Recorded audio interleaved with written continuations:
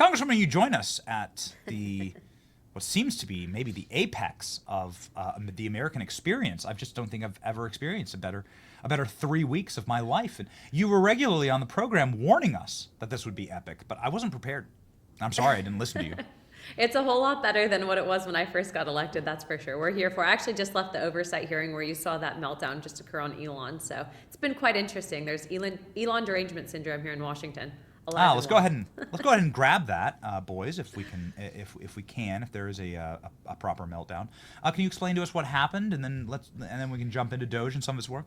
You know, we've had now this new Congress for the last 3 weeks, basically a month now, and all Democrats seem to be focusing on is not what President Trump is doing for the American people or how we're actually winning wars, these quote unquote trade wars against other countries, actually bringing these countries to their needs and making our country a better place.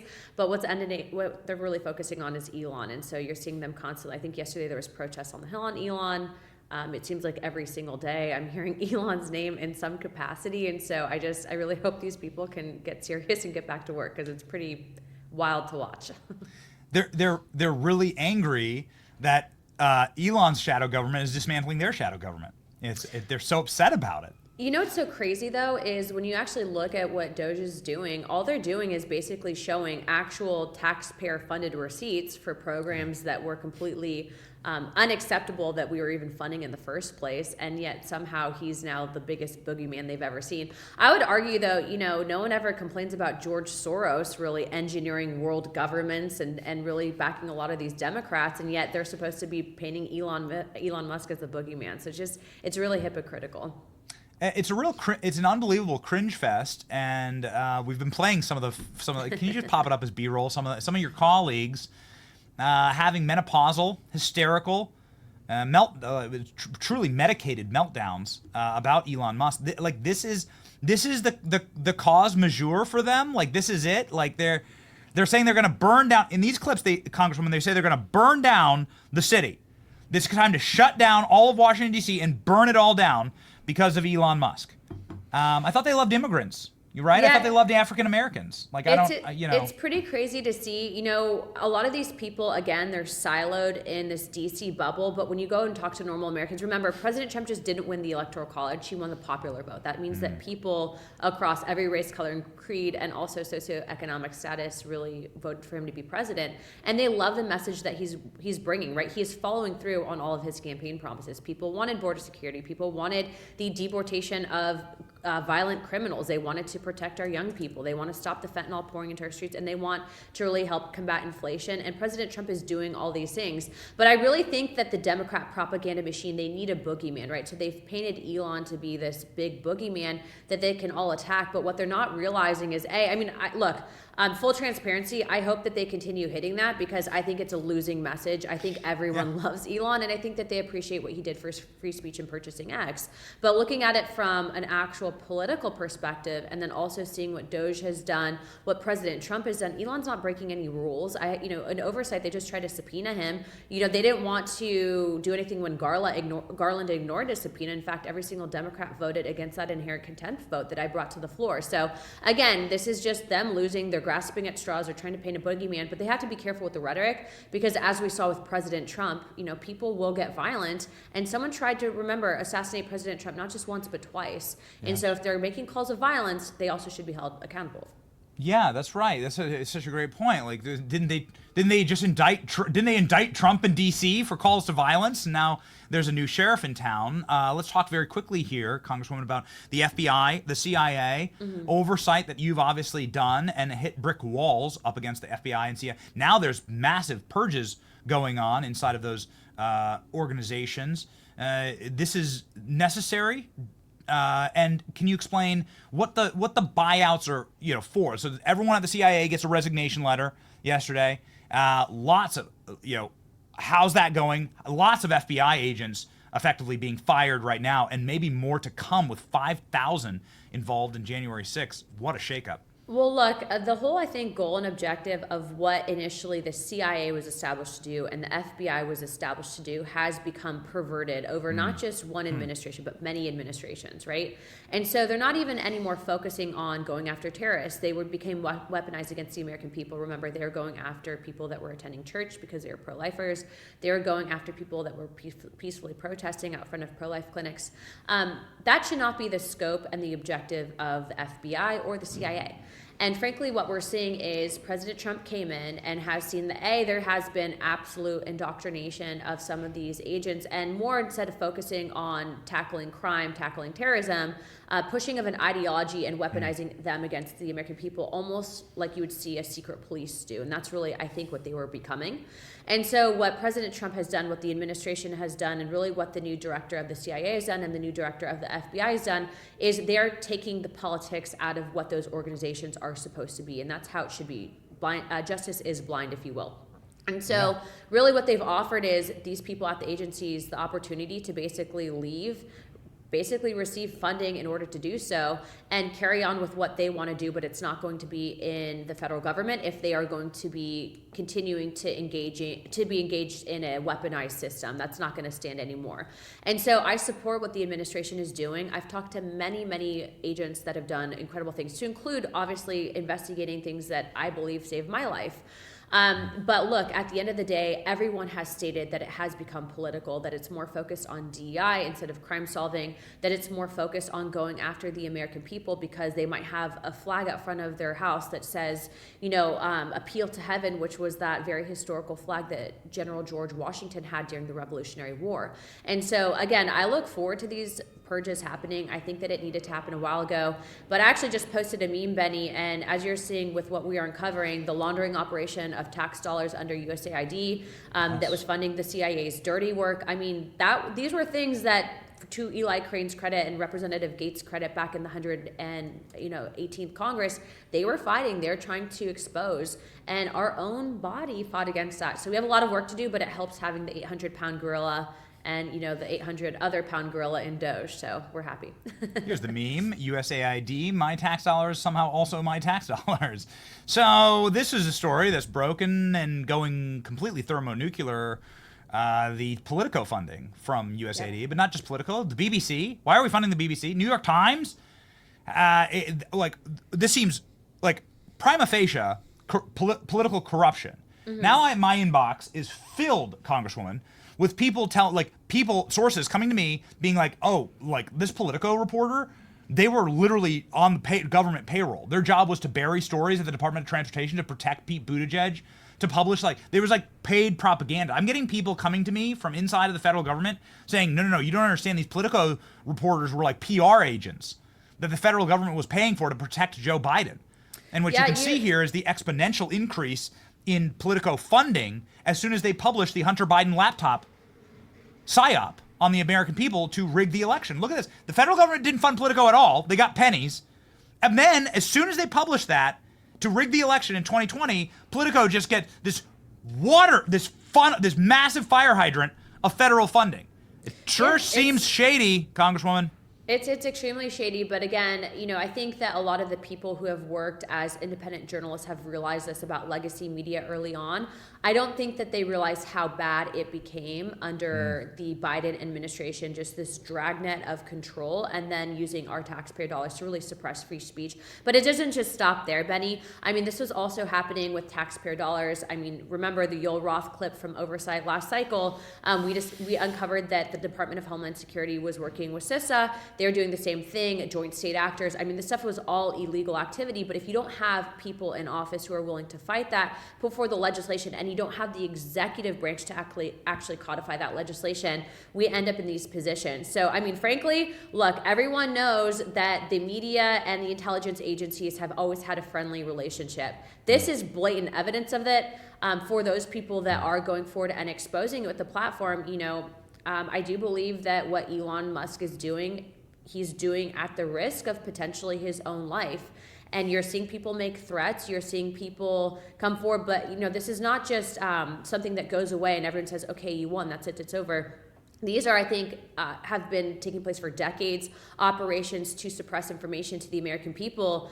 And that's how you end up with, the assassinations that take place previously that are going to be coming to light here with the declassifications in the next coming weeks. So it's an interesting time to be in politics, but we wouldn't have this opportunity to really correct and stop a lot of the rot affecting our country if we didn't have President Trump at the helm leading our efforts. So interesting that you bring up assassinations, because yesterday we spent an hour with Mike Benz, and he was detailing how USAID is used to destabilize, assassinate, and do regime changes and coups around the world, and how this is really just a CIA cutout. Do you agree with that contention? What's your experience with USAID? Yeah, so my first experience with the USAID was actually, I was meeting with some foreign governments several years back when I first got elected, and I had gone to a few locations, and I had actually picked up, because they had brought up the USAID funding. And that's when I first was like, this is kind of interesting. Who controls that pot of money? I'm now sitting on the House Foreign Affairs Committee head up by Representative Brian Mast. And so I know that we'll be tackling that head on as it's our jurisdiction. And then as we know, Rubio's also stated that he's going to back that as well. But what I will say is I think what Elon Musk is doing is dangerous. And I think that people need to understand that he's not just out here trolling people on the internet. I mean, when you go up against that type of consolidated power and operation, you're talking about, Mike Benz being up here talking about destabilizing countries. Those are very powerful people. And so to his credit, I think that he needs to continue. I think that these arms and the propagandas that have been used to smear and destroy people's reputations, their families, everything, as pressure campaigns to get them to fall in line, that's been launched by the legacy media. Well, now we know who is funding it. Wow. So you've now brought this up twice, Congresswoman. Do you think that Elon Musk's life is in danger, in jeopardy? Should Elon Musk get Secret Service protection? I think that he has probably security in place. I mean, you don't get to that position with being stupid. So I definitely think that he's probably taking the necessary steps. But again, people, it might be on X and it might seem like something like maybe just a tweet, a post. But when you're putting out that type of information that's literally blowing the lid off of, again, I would say just a rotten to the core money laundering operation that's impacted and influenced nations falling. I think that's pretty, you have to have a big set of balls to do that. So yep. You can say that. Also, you're the Congresswoman. Okay, so you are the Congresswoman. Can you please give us the state of the other side of the aisle? I mean, obviously some of these people that are having these hysterical meltdowns. Like, are they okay? Like, do we need to do a collection at church for like therapists for them, or SSRIs? Like, they need extra Xanax filled? Like like in the greater overall scheme of things, all the reports say that they're not doing well, like the Democrats. No, and I think that there's a lot of Democrats, though, that are saying, well, our money shouldn't be going to these operations. But again, they're trying to consolidate the message. But where these people would typically have the mouthpieces of, I would even argue, CNN, we know that CNN's seen kind of a shift in their messaging. They're not getting the overhead support that they typically would get, and so it's falling flat because I think the American people have knowledge, and knowledge is truly power, and that's done through social media, through free press, journalists like yourself. And as we know, the White House now opening up to the free press, the Pentagon now opening up to the free press, even Congress opening up to the free press.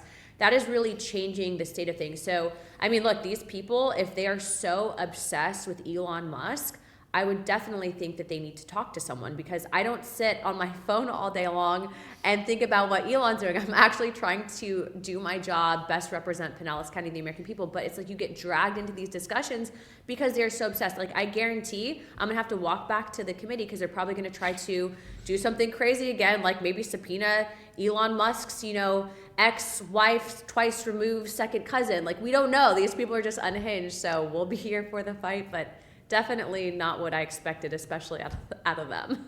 Elon derangement syndrome. Listen, we focus quite a bit on George Soros. He's another rich guy that plays in politics, but it's totally different. George Soros is very like dark and evil and tries to do things in the shadows. Like Elon's transparent. And he's funny, and he's like likable, and he's posting memes, and he's like doing it for the public good, and he's doing it, and he's bringing this all out in the open. I think it's the easiest win ever for Democrats. We started the show off saying this is the easiest win ever. Democrats should just say, yeah, there's a big appetite to cut the federal government.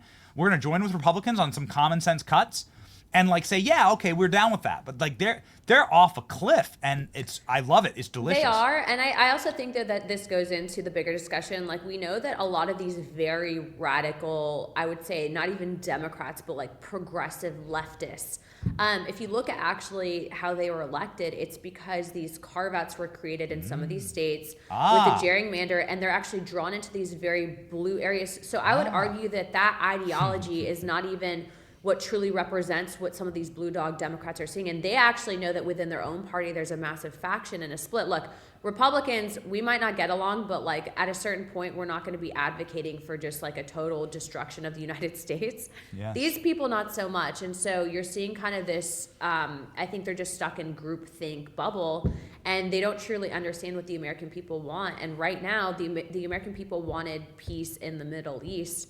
In fact, both Jews and Muslims endorsed Trump prior to his election. Trump comes up with a deal, and they're melting down over it. It's just like, it's the wildest thing to watch. And so I'll just continue to talk to normal people and people not in Washington and do my job. But I mean, my goodness, you would think that these people have something better to do than focus on Elon. You touched on something that is going to lead me to something I'm very excited to talk about, which is your big announcement, and as much as you can tell us about it on the show. But you touched on something that's very interesting, which is revealing where this money actually is going, because they've been hiding it, and clearly USAID was the golden goose and was the funder of all of these like astroturfed left-wing movements and causes. All these protesters that seem like it's their permanent job to go protest. Yeah, they're getting paid. They're getting paid by you and me. Like all these idiots with the clipboards, right, at the mall. Like all those people are getting paid by us. And it's this giant, massive money laundering operation. You go look into Bill Kristol and where he gets his funding. It's all fake. It's not real. It's infuriating, but it's also actually deeply saddening, because if you realize what good we could have done as a country, not just for our own people, but I think on the world stage, if we didn't have, it's corruption, Benny. Yes. If the corruption didn't exist to the magnitude that it did, think about what that money could have gone to, right? Like we talk about, and like, I didn't want to get into the student loan issue, but like, just think about that for a minute. All this money going to foreign governments, going to regime changes, going to funding things that I would argue are perverted. Think about what we could have done for the education system and the American people. Think about what we could have done for people suffering here in this country, homeless veterans, people that are coming back, you know, in the name of fighting for the United States, coming back with actual physical and mental traumas. And then they're just kicked to the curb by the previous administration. I mean, this is just, it's unacceptable. And so you see that, and I'm glad it's happening, but it's also hard to watch, because you realize that for so long, the American people were so innocent and trusting of their elected officials, and then you see what's actually happening. Such a great point. Yeah. Okay, so how do you regain trust? Something that is near and dear to your heart, because you're young, and because you're a young mother and you're raising children. You want, presumably, you want to trust your government. You want to trust federal law enforcement, and I assume this has something to do with your massive announcement that you teased earlier in the week, where you said, "I'm going to do something that will change the face of the American government forever." Here's the exact language of your post that went thermonuclear. I have an announcement next week that will impact the entire nation. Press conference to be announced soon. Everyone's wondering if it's aliens, but maybe it goes even deeper than that. Congresswoman, can you tell us? I think it's bigger than that. I think, without getting too much into the details, and the date will be posted soon. You'll find that date for the press conference. I'd actually encourage everyone to tune in, and we're going to be opening it up, if we can, to some independent journalists as well.